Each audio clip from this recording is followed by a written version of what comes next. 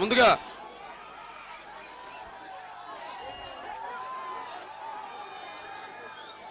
వేదికను అలంకరించిన పెద్దలు, గౌరవనీయులు, శాసన మండలి సభ్యులు, అకాడమిషియన్ ఎంబీబీఎస్ మూర్తి గారికి, అలాగే తెలుగుదేశం పార్టీ ఇక్కడ అర్బన్ అధ్యక్షులు పసుపల్లి గణేష్ గారికి, రమేష్ బాబు గారికి, అనిత గారికి, విష్ణుకుమార్ రాజు గారికి, భక్తునికి భగవంతునికి అనుసంధానం ఎవరు అంబికా అగరబత్తి సోదరులు, మా కుటుంబ సభ్యు సమానులు అంబికా కృష్ణ గారికి, అలాగే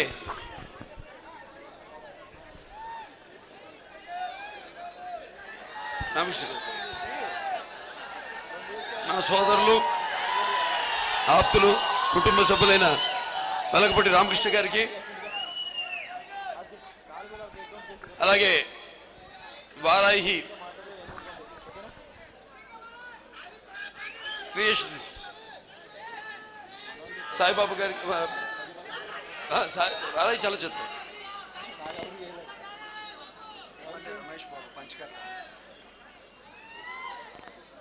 అలాగే శాసనసభ్యులు రమేష్ బాబు గారికి, మా స్టంట్ మాస్టర్లు రామ్ లక్ష్మణ్ గారికి, అలాగే బాలకృష్ణ అభిమానుల అంటే ఈ జిల్లా అభిమానుల అధ్యక్షులు పైడిరాజు గారికి, అలాగే వైజాగ్ పట్టణ అధ్యక్షులు సన్నీ గారికి, అలాగే ఈ యొక్క కార్యక్రమాన్ని విజయవంతం చేయడానికి విచ్చేసిన ప్రజానికానికి, నా అభిమానులకు, పాత్రికేయులకు అందరికీ ముందుగా నా హృదయపూర్వక కళాభివందనాలు తెలియజేసుకుంటున్నాను. ఈరోజు ఏదైతే ఇప్పుడు కార్యక్రమం జరిగిందో ఒక వరవడి అంటే ఒక చరిత్ర అంటే ఇందాక చెప్పినట్టు శాతకర్ణి గౌతమిపుత్ర శాతకర్ణి ఆయన ఏ రోజు అయితే 33 రాజులను జయించి సింహాసనాన్ని అధిష్ఠించాడు అప్పుడు ఈ జంబుద్వీప కాలమాన పట్టికలో ఆ దినాన్ని ఆ రోజుని ఉగాది అని పిలువబడడం జరిగింది. అలాంటి ఉగాది పండుగ మొత్తం భారతదేశంలో అంతేకాకుండా విదేశాల్లో కూడా అంటే మన మారిషస్ బాలి దీవుల్లో అయితేనేవి అక్కడంతా కూడా జరుపుకుంటారు. ఈ మహారాష్ట్రలో ఏదైతే ఈ గుడి పాడవా అని ఆనాడు ఈ యొక్క జెండాను ఎగరవేస్తారో ఆ యొక్క వరవడిని ఇప్పుడు ఈరోజు ఇక్కడ అలాగే 100 సెంటర్లలో నా అభిమానులందరూ కూడా ఈ యొక్క జెండాని ఆవిష్కరింప చేయడం జరిగింది. మరి ఈ చల్లని సముద్ర గర్భం దాగిన బడబాలనం ఎంతో ఆ నల్లని ఆకాశంలోనూ కానరాని భాస్కరులందరూ అన్నారు మహాకవి దాశరథి గారు. అంటే మనకంటూ ఒక దేశాన్ని ఇచ్చి మనది అనే చరిత్రనిచ్చి భవిష్యత్తునిచ్చి ప్రపంచపటంలో ఈ దేశానికి ఒక గౌరవాన్ని ఇచ్చి బెట్టకపరచలేని పురిటి నొప్పుల్లా ఈ పుడమ్మిలో కానరాని ఒక భాస్కరుని కథ మన గౌతమిపుత్ర శాతకర్ణి. మరి ఈ యొక్క ఇంత విశాలమైన దేశాన్ని పరిపాలించింది ఒక తెలుగువాడని ఎంతమందికి తెలుసు? కాబట్టి ఒక తెలుగు బిడ్డగా అలాగే విశ్వవ్యాప్తంగా తన వెన్నెముక మీద తెలుగు జెండాని మోసిన నందమూరి తారక రామారావు గారి వారసుడిగా ఈ చిత్రం చేసి ఆయన చరిత్రను చాటి చెప్పడం నా బాధ్యత అని నేను గుర్తించాను. దానికంటే ముందు ఎన్నో జీవితంలో యాదృచ్ఛికలు జరగడం సంభవించాయి. అందులో ఈ చిత్రం ఒకటి. ముఖ్యంగా నాన్నగారు చేసిన పాత్రలు చేయడం అంటే మాటలుగా ఉంది. అటువంటి ఆయన చేసిన పాత్రలన్నీ కూడా చేయగలిగానంటే అది ఆ కళామ తల్లి చల్లని చలువ. అంటే ఈరోజు నేను ఒక యువరత్నగా పిలువబడుతున్నా, లేకపోతే ఒక నటసింహంగా పిలువబడుతున్నా, ఒక ఎమ్మెల్యేగా పిలువబడుతున్నా, అది మా అమ్మగారి ఆశల చలువ, మా నాన్నగారి ఆశీస్సులు చలువ, నా అభిమానుల చలువ, నా ప్రేక్షక దేవుళ్ళ ఆశీస్సులు అని సభాముఖంగా నేను తెలియజేసుకుంటూ మీ అందరికి నా కృతజ్ఞతలు తెలియజేసుకుంటున్నాను. మరి ఆయన రాముడిగా చేశారు, కృష్ణుడిగా చేశారు, రావణాసుడిగా చేశారు, అర్జునుడిగా చేశారు. అలా అన్ని పాత్రలను చేసే అదృష్టం నాకు కలిగింది. ఈ పాత్ర కూడా ఆయన చేయాలనుకున్నారు, కానీ అప్పుడు రాజకీయాల్లో ఉండడం వల్ల సమయం లేక ఆ సినిమా చేయలేకపోయారు.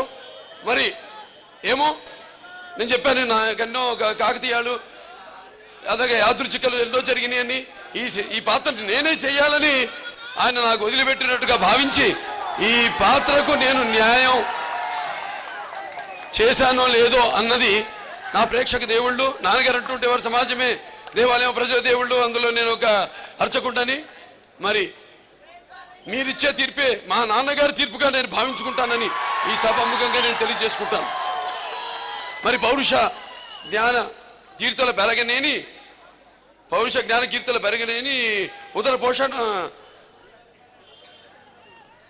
పౌరుష జ్ఞాన కీర్తుల బెరగనేని ఉదర పోషణ మాత్రం ఒక పూటైనా చాలు అని మనకు ఒక సామెత ఉంది.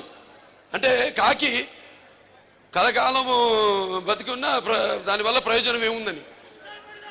అంటే పౌరుషం, జ్ఞానం, కీర్తి కలిగి ఒక పూట బ్రతికినా చాలు. అలాంటి వాణి బతుకు, అలాంటి వాణి జన్మకు నిజమైన సార్థకం కలుగుతుంది. కాకి పొట్టి తన కడుపు నింపుకోవడం కోసమే బతికే ఎంతకాలం బతికినా ఏ ఉపయోగం ఉంటుంది? అందుకే మన పెద్దలు అంటారు, కాకిలా కలకాలం బతికే కంటే హంసల 5 క్షణాలు బతికితే చాలు అని. మరి అటువంటి మన తెలుగు జాతి రాజహంస గౌతమీపుత్ర శాతకర్ణి పరహితము ఎవడు పరహితముడగు భూత పంచకుముఖం పరహితమే పరమధర్మము పరహితునకు ఎదురు లేదు సర్వేందు ముఖి అన్నారు. అంటే ప్రజలకు, అంటే ఇతరులకు మేలు చేసేవానికి పంచభూతాలు కూడా సహకరిస్తాయి. మరి ప్రజా సంక్షేమానికి కట్టుబడడమే పాలకుల ధర్మం. అలాగే ప్రజలకు మేలు చేసిన వ్యక్తికి ప్రపంచంలో ఎదురు ఉండదు. ఆ విధంగానే మరి ప్రజల హితం కోసం తన జీవితాన్ని అంకితం చేసిన వాడు శాతవాహన క్షీరసాగర సంజయుడు. తెలుగు మన భరత జాతికి ఒక శకాన్ని ప్రసాదించిన శక పురుషుడు మన గౌతమీపుత్ర శాతకర్ణి. మరి ఆయన గురించి చాలా తక్కువ తెలుసు మనకి. ఎందుకంటే రాజ్యములు గలవే గర్భోన్నతింజందరే వారేరి అన్నట్టు మనకి బలి చక్రవర్తి శుక్రాచార్యుడు భార్గవుడు ఆయన అంటాడనమాట, చూడు అక్కడ ఉన్నది వామనుడు కాదు, విష్ణు వామని వేషంలో వచ్చాడని. వామనుడి వేషంలో అప్పుడు అంటాడు బలిచక్ర కార్య రాజులు రాజ్యములు గలవే గర్భోన్నతించందరే వారేరి అని. ఈ యొక్క భూమిపై పేరని గలదే బలి శిబి ప్రముఖుల ప్రీతిని యశ కామికుల ఈరే కోరికలు వారిని మరిచే ఇక్కాలమున భార్గవాని. అంటే నాపై విష్ణు అయితే నాపై నా చెయ్యి అతని చెయ్యి పైన ఉంటే అంతకంటే ఈ జన్మకి ఏం కావాలని. అటువంటిది ఒక యోధుని గాథ గౌతమీపుత్ర శాతకర్ణి. ముందుగా ఈ యొక్క సినిమాని నిర్మించడానికి ముందుకొచ్చిన మా నిర్మాతలు రాజలక్ష్మి పుత్ర వివో శ్రీనివాస్ గారికి, అలాగే కమలపుత్ర రాజీవ్ రెడ్డి గారికి, అలాగే సీతారామపుత్ర సాయిబాబా గారికి, అంటే మన డైరెక్టర్ అంజనపుత్ర క్రిష్ గారి తండ్రి గారు సాయిబాబా గారు, ఆయనకి, అలాగే ఈ చిత్రాన్ని నిర్మింపడానికి మాకు అండగా ఉంటూ ఎప్పుడు ప్రోత్సహిస్తున్న సాయి గారికి ముందుగా నా కృతజ్ఞతలు, నా అభినందనలు తెలియజేసుకుంటున్నాను. చిత్రం బాగా రావాలి అని వారు మొదటి నుంచి కూడా, ఎందుకంటే ఇటువంటి చిత్రాల్ని నిర్మించడం అంటే ఆషామాష మాట కాదు. ఎందుకంటే ఒక తెలియని వీరుని గాథను, ఇప్పుడు మన శ్రీకృష్ణదేవరాయలు అయితేనేమి, లేకపోతే అశోక చక్రవర్తి మనకు తెలుసు, అటువంటి సినిమాలు మరి తెలిసిన కథలు కాబట్టి నేను చేశాను ఇంతకుముందు రకరకాలుగా. మరి వాళ్ళ ఆదిత్య సినిమా చేయడం జరిగింది. ఆ చిత్రం చేశానంటే నిజంగా ఆ చిత్రం విజయవంతం కావడానికి కారణం శ్రీకృష్ణదేవరాయల పాత్ర. అలా అన్ని పాత్రలు ఏ రకంగా మనం చెయ్యాలి, ప్రజలకి మారుతున్న కాలం, మారుతున్న తరం వారందరికీ నచ్చే విధంగా ఎలా ఆ పాత్రల్ని వాళ్లకు చూపించాలి అన్నది చాలా ముఖ్యం.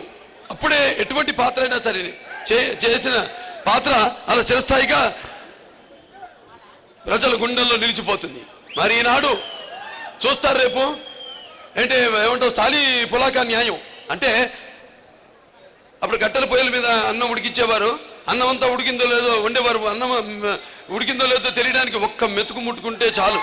అలా ఈ సినిమా ఇప్పటికే టీజరు, ట్రైలరు, పాటలు విడుదలయ్యి అందరూ కూడా చాలా బాగుందని, అద్భుతంగా ఉన్నాయి పాటలని, టీజర్లు, ట్రైలర్లు చాలా బాగున్నాయని అభినందన వర్షాలు కురిపిస్తున్నారు అందరూ. నా శ్రీభిలాష్ అభిమానులు, ప్రేక్షకులు అందరూ కూడా వాళ్ళు.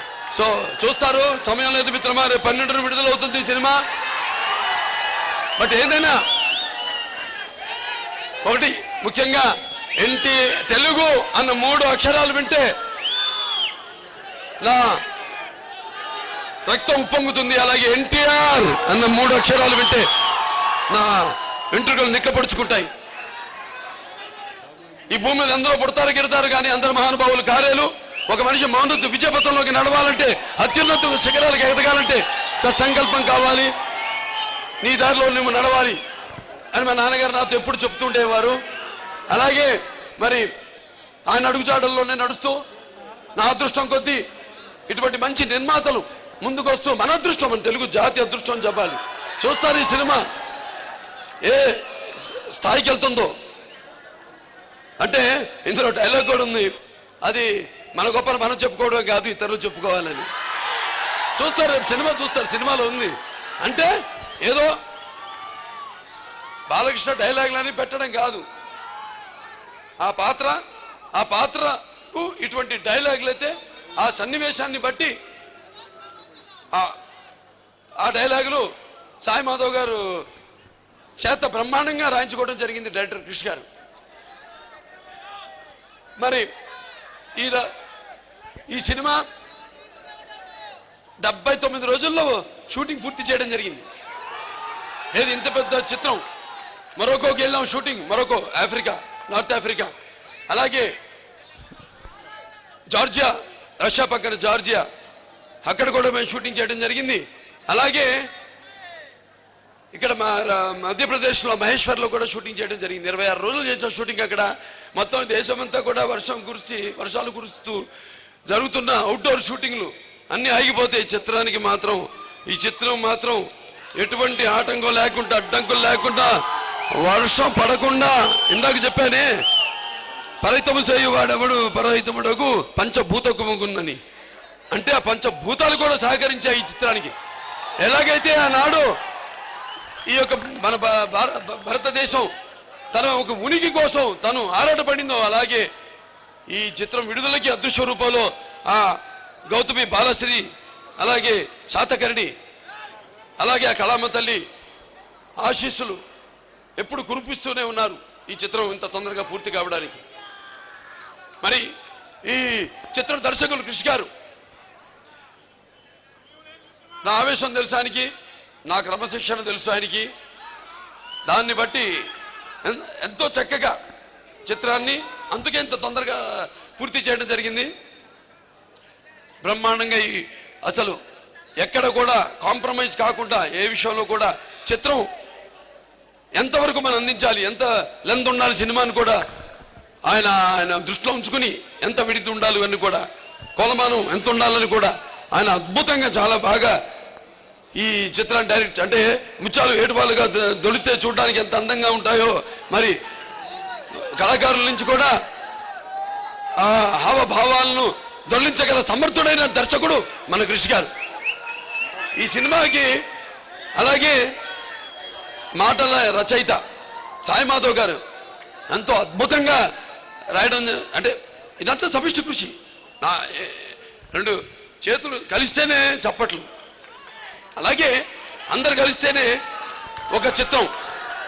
మా రామలక్ష్మణులు ఉన్నారు ఇక్కడ, వాళ్ళు ఉంటే నాకు ధైర్యం, ఎందుకంటే నా ఆవేశం తెలుసు, నాతో ఎలా పని రాబెట్టుకోవాలో తెలుసు. ఇక్కడే చేసాం మేము, ఇందాక చెప్పారు ఎన్నో సినిమాలు వైజాగ్లో. అబ్బో బాబాయ్ అబ్బాయి నుంచి సాహసమే జీవితం, ఇంకో కొందరు పుట్టుండరు మీలో చాలా మంది తర్వాత పుట్టుంటారు. ఎన్నో సినిమాలు చేసాం వైజాగ్లో, వైజాగ్ పరిసర ప్రాంతాల్లో, విజయనగరం అయితేనేమి. అలాంటిది సాయి మాధవ్ గారు చేత నన్ను పాత్రను పలికించి అద్భుతంగా పాత్రలో ఆవేశాన్ని ఆవిష్కరించారు మన దర్శకులు కిష్ గారు, సాయి మాధవ్ గారు. చూశారుగా ట్రైలర్స్ లో నూతన నిర్మాణమైన భారత రాజ్యాన్ని పరదేశీయుల రక్తంతో ప్రక్షాళన చేద్దాం, దొరికిన వాడిని తురుముదాం, దొరకని వాడిని తరుముదాం, ఏది ఏమైనా దేశం మేసం తిప్పుదాం. మరి అంత అద్భుతమైన పాత్ర ఆనాడు ముక్కలు ముక్కలుగా ఉన్న ఈ యొక్క గణరాజ్యాలన్నింటి అంటే అంగ కణిక కదంబ కలబర కోసల కుంతల కొంకణ విదర్భ అవంతి అనూప బీర ప్రాంత కుకుర అకల అసిక అస్మిక ములక మాల్వ మహిష మగధ చేర చోడ పాండ్య సౌరాష్ట్ర సైతంగా ఒకే ప్రాంతం ఒకే రాజ్యంగా అందరినీ ఒక గొడుగు కిందకి తీసుకొచ్చి విదేశీయులను తరిమికొట్టిన మహానుభావుడు మన గౌతమిపుత్ర శాతకర్ణి. ఇటువంటి అద్భుతమైన చిత్రం నా 100వ చిత్రం కావడం అనేది నా పూర్వజన్మ సుకృతం. ఎందుకంటే నేను చాలా ఎటువంటి సినిమాలు చేయాలన్న 100వ చిత్రాల అభిమానులు అందరిని దృష్టిలో పెట్టుకోవాలి. ఎందుకంటే అంటారు, ఏమంటారు, పంచకట్టలో ఉన్న ప్రపంచాన మునగాడు, కండువ లేనిదే గడపైన దాటని వాడు, పంచపక్ష పరమాన్నాళ్ళు పళ్ళెమ్మందుంచిన గోంగూర పచ్చడికై చూచువాడు ఎవడయా మన తెలుగువాడు. అటువంటిది ఈ సినిమా నాకు ఎటువంటి కొన్ని నచ్చలేదు కథలు, కొన్ని ఏమో నచ్చాయి, కానీ మా 100వ సినిమాకి స్థాయికి లేవు అని అనుకుంటున్న తరుణంలో ఈ నిర్మాతలు రావడం, కృషి గారు రావడం, అంతే ఒక అరగంట మాట్లాడుకోవడం అంత కూడా లేదు, 10 నిమిషాలు మాట్లాడాం అంతే. సినిమా చేద్దామని అనుకున్నాం. అలాగే శ్రీరామరాజ్యం అన్నీ కూడా, శ్రీరామరాజ్యం కూడా. కానీ ఒకటి ఉంది, ఏ చిత్రానికి పాత్రోచితంగా ఆ నటినట్లు నటిస్తేనే ఆ చిత్రం విజయవంతం అవుతుంది. నేను అన్నాను చాలా సందర్భాల్లో, నయనతార గారు లేకపోతే ఒక రామరాజ్యం లేదని. అలాగే ఇప్పుడు ఈ చిత్రంలో ముఖ్యంగా నేను మేమంతా కూడా కృతజ్ఞతలు చెప్పుకోవాల్సింది డ్రీమ్ గర్ల్ హేమమాలిని గారికి. ఇప్పటికీ ఆవిడలో ఉన్న తేజస్సు, ఆ హుందాతనం, ఆ ఆవేశం, ఆ పాత్రకు మరి నాకు తల్లి గౌతమి బాలశ్రీ, ఆ పాత్ర ఆవిడ లేకపోతే ఈ చిత్రం ఒప్పుకోకపోతే, ఆవిడ చేయకపోతే ఈ చిత్రం ఉండేది కాదు. ముఖ్యంగా ఆవిడకి మనం కృతజ్ఞతలు చెప్పుకోవాలి ఈ సినిమాలో ఆవిడ గౌతమ బాలశ్రీ పాత్ర చేసినందుకు. అలాగే ఇప్పుడు ముఖ్యంగా నా అభిమానులు, అంటే మీరు మొదటి నాకు నుంచి ఏమి ఆశించకుండా మీరు చూపిస్తున్న అభిమానమే నాకు శ్రీరామరక్ష అని నేను భావిస్తూ ఉంటాను. మీకు ఎన్నో సందర్భాల్లో చెప్పడం జరిగింది. ఎందుకంటే ఈ అభిమానం అనేది డబ్బుతో కొనేది కాదు, లేకపోతే ఎటువంటి ప్రలోభాలకి లొంగేది కాదు. కాబట్టి మరి అటువంటి అభిమానాన్ని ఇంత మంది, ఇంటి వేల లక్షల కోట్ల మంది అభిమానుల్ని పొందగలగడం అది నా పూర్వజన్మ సుకృతం. లేకపోతే మీకు నాకు రుణానుబంధం పోయి జన్మాంతర బంధము ఎందుకు భావస్తురాని జన్మాంతర సహృదాని అన్నాడు మహాకవి కాళిదాసు. అంటే ఈ పూర్వ జన్మ వాసనతో ఒకళ్ళిద్దరిని మనం ఈ జన్మలో పొందొచ్చు కొన్ని, కానీ ఇన్ని వేల లక్షల కోట్ల మంది అమ్మల్ని పొందడం అంటే ఇందాక చెప్పినట్టుగా నేను భావించుకుంటున్నాను. ఎందుకంటే ఎప్పుడు కుల మత రహితంగా భేదాలు లేకుండా, అంటే నాకున్న జ్ఞాన సంపదల్లో బ్రాహ్మణుని, ఐశ్వర్యంలో వైశ్యుని, మంచికి మాలని, మంచి తిరిగే మాదిగని, కష్టాన్ని నమ్ముకున్న కమ్మరిని, కొమ్మరిని, కంసాలని, రజకుడిని, నాయ బ్రాహ్మణుని, కల్లుగీత కార్మికుడిని, కల్మషాలని, యాదవుని, ఆపదలు ఆదుకునే వెలమని, వ్యక్తిత్వంలో రాజుని అమ్మను మరిపించే కమ్మని, పౌరుషంలో రెడ్డిని, ముజబలంలో కాపుని, అన్ని కులాలు ఆదరించే మీ బసవరామ తారక పుత్ర బాలకృష్ణగా నాకు ఈ స్థానం కల్పించిన మీ అందరికీ, అలాగే కాకతీయుల కత్తులు కథం తొక్కిన ఓరుగంటిని కంటితో చూసినప్పుడు నేను తెలంగాణ సీమ సింహాన్ని, బాలచంద్రుడు పేగులు మూటగట్టి పోరాడిన గడ్డ మీద నేను అడుగు పెట్టినప్పుడు పలనాటి సీమ సింహాన్ని